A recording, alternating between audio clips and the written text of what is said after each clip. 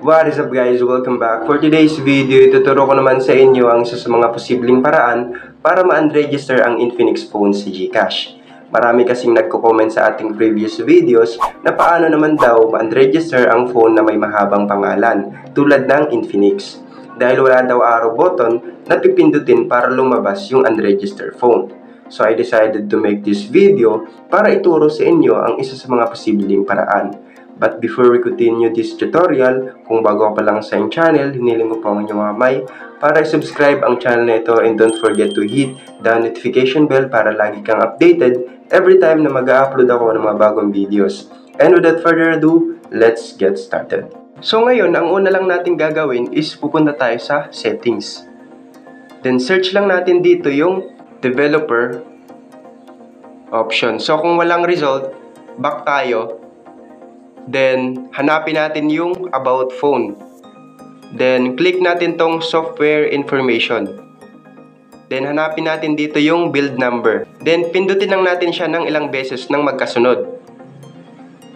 Hanggang sa lumabas ito, you are now one step away from being a developer. Then, confirm your pattern. So, ngayon, developer na tayo. Back na tayo, then search na natin yung developer. Then, punta tayo dito sa developer options. Then, need po nating i-on yung developer options. After po nating ma-on, scroll down lang natin and hanapin natin yung smallest width. Ito.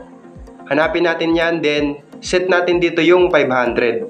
Or pwedeng mas mataas sa 500. Enough para magkaroon ng space yung name ng phone nyo. And at the same time, magkaroon na rin ng arrow button. Once na inopen natin yung GCash account natin. So, try natin tong 500 muna. Okay natin.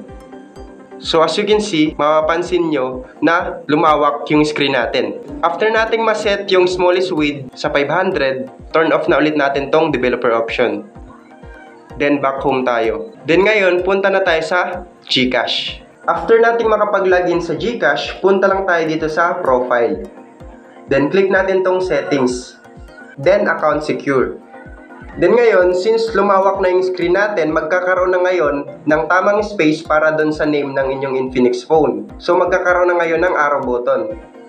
Click lang natin yon. Then click natin tong unregistered phone. Then yes, unregister. Ngayon magte-take tayo ng selfie to verify our identity. Click natin tong next. Then siguraduhin natin na maayos tayo sa camera. Then blink your eyes. So as you can see, na-unregister na yung phone natin. And hindi lang po applicable ito sa mga Vivo, sa Oppo. So ganun lang po kadali mag-unregister ng Infinix phone sa GCash. Sana nakatulong video na ito. Hanggang dito na lang. Have a nice day. Thank you and goodbye. Peace out.